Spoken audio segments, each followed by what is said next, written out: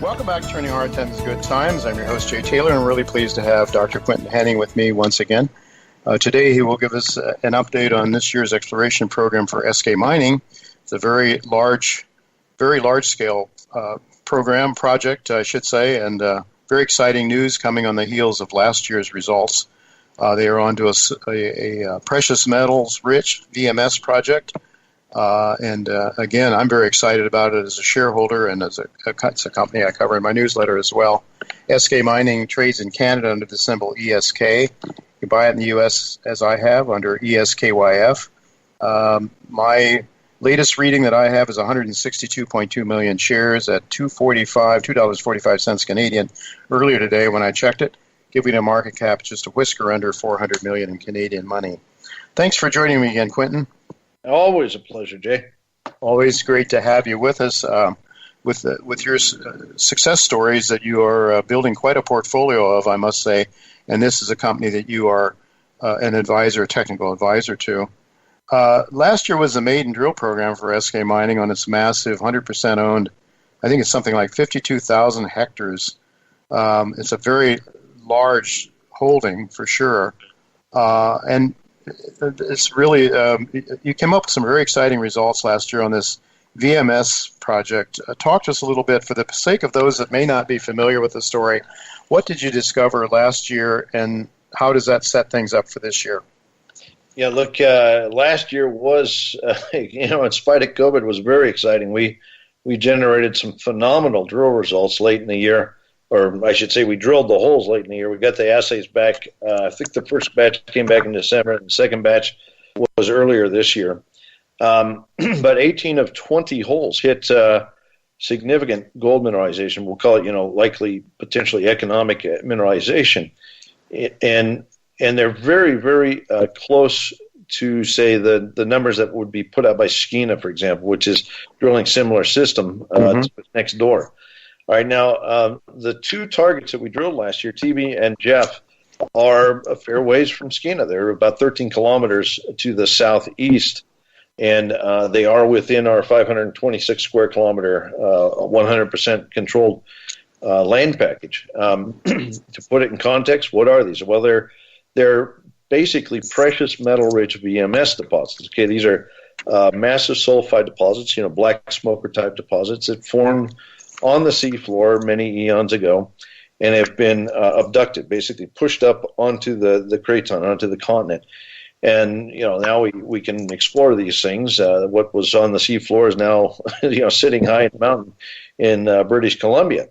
But they are absolutely wonderful deposits, and they tend to occur in clusters. If you look at VMS around the world, almost all VMS deposits occur in districts or camps in which there's multiple deposits. They usually display a spectrum in size, from anywhere from a few 100,000 tons up to, in some cases, 100 million tons or more of sulfide mineralization. Now, Eskay Creek, everybody who's in mining knows something about Eskay Creek. It was the highest grade gold deposit on planet Earth while in operation for about 15 years or so. It had a head grade, 42 grams per ton of gold, but it also had 2.1 kilograms of silver per ton.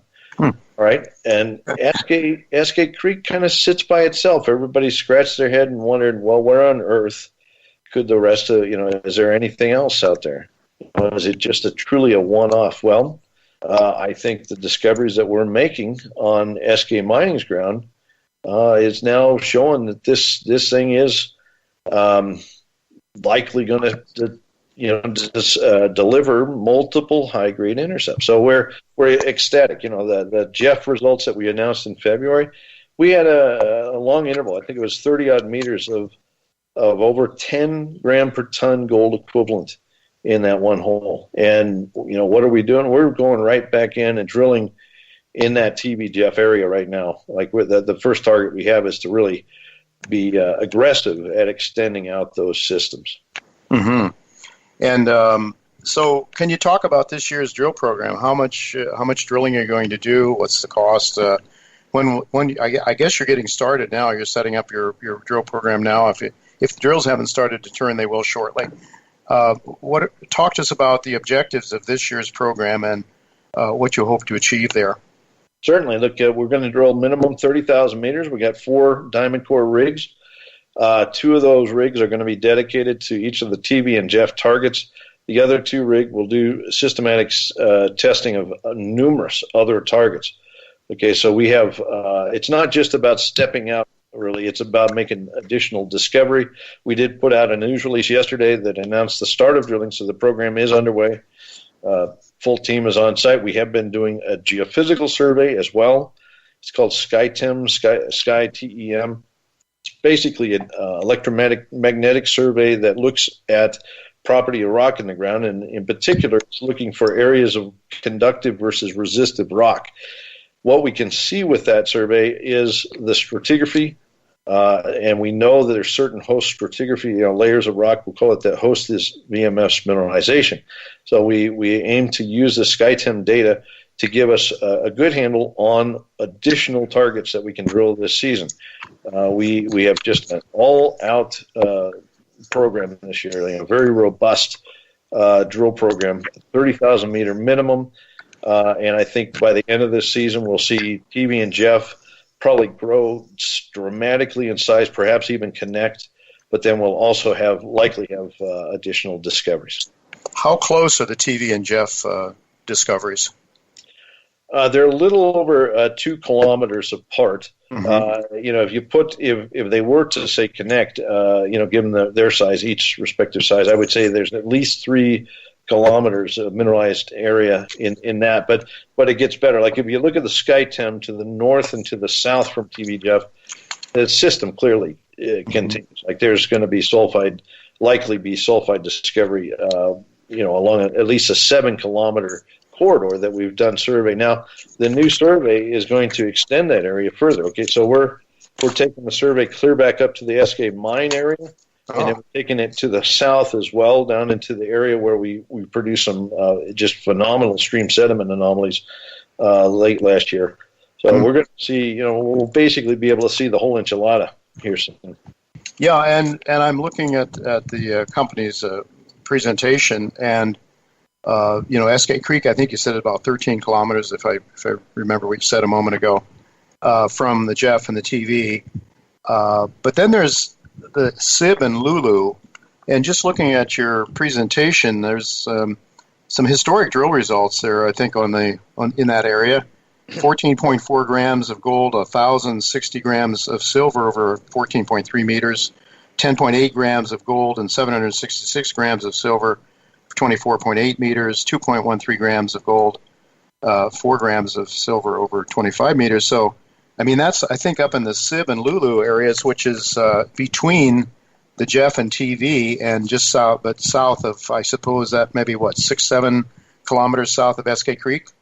That's right. In fact, that area that you're talking about, Sib Lulu, is on the same strike, the same rock units that Eskay Creek is, on the west side of the Eskay anticline. So an anticline is simply a term for an upfolded sequence of rock. Think of a wrinkle in a carpet. It form a nice linear, upwarp. Mm-hmm. And in this case, there's 2 sides to the upwarp. Okay, so the west side, which hosts the Eskay Creek mine, but also that mineralization continues down to our Sib Lulu target. That is one side of the anticline. And yes, Skeena has drilled basically right down to our fence line. So we know that we have very good potential to bridge that gap, basically bridge Sib Lulu in with the rest of the Skeena system. But then the TB Jeff, Jay, is on the east side of the anticline. So we are focusing a lot of our attention to the east side of the anticline, given these very robust results that we have. I think that the east side of the anticline is perhaps just as prospective, if not more prospective. Mm-hmm. And I think here soon we'll be able to talk more about that once all this SkyTEM data comes back. Mm-hmm. Very interesting. And I'm just wondering, are you going to be poking some holes in the Sib Lulu though this year? Any chance of it? Yep, that's one of a long list of targets that we have. We are doing additional geophysics to really flesh that out. Like that SkyTEM we did last year did not fully cover the Sib Lulu area. So we're We're actually collecting that data right now to help us better target our drill program at that location. But it is one of many. I want to emphasize that. We have many, many targets that we're going to test this year. Indeed, you do. And I'm looking at page 24 in the presentation, and I'm seeing it's showing these district scale structural geology. It shows all these anticline structures, and it goes all the way to the southern end of the property where you have things like TET and C10 and CFJ and a whole host of different targets that you have in sight. So I guess, though, the main focus of most of the drilling will be up at Jeff and TV, though, in an attempt to expand that. Is that right? I would say, TB and Jeff definitely important for us, but like I said, two rigs are going to be testing other targets. And the area that you mentioned there, the one in the south along the Eskay anticline at the extreme southern end of the property, that delivered some phenomenal stream sediment results last year. So that we know there's a really good, really strong gold, arsenic, antimony, mercury, et cetera, like classic Eskay type Bleg anomaly, what we call Bleg anomaly in that area. And it's big. I think there's at least 6 kilometers of strike that is the drainages are shedding very high levels of those elements. But like you said a minute ago, there's other anticlines. We actually see 3 anticlines that cross the property. They all trend more or less north-south. And the 3 anticlines, it's kind of like having, like I said earlier, like 3 wrinkles in the carpet, okay, side by side.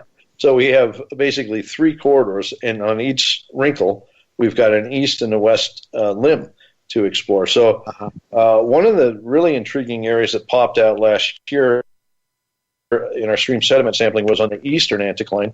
We actually found a very high stream sediment anomaly at the north end of that anticline in a position, we'll say, that's mirrors what you see at the Eskay anticline further west. Okay, so we see just a screaming Bleg anomaly at the north end of the eastern anticline. That one really intrigues us, and that's part of the reason we decided to be aggressive with our SkyTem program. Is we wanted to see if the signature, there's a clear target, geophysical target underneath that Bleg anomaly.